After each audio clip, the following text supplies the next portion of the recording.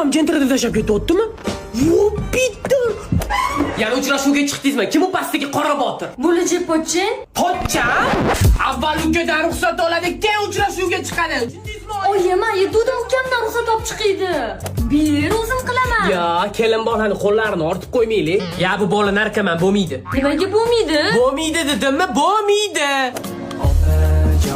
Ish bolani to'yimga olib kela olmaysanmi? Olib kelaman? Bitta ukani olib kela olmaymanmi? Olib kelaman. Opa, bilaman.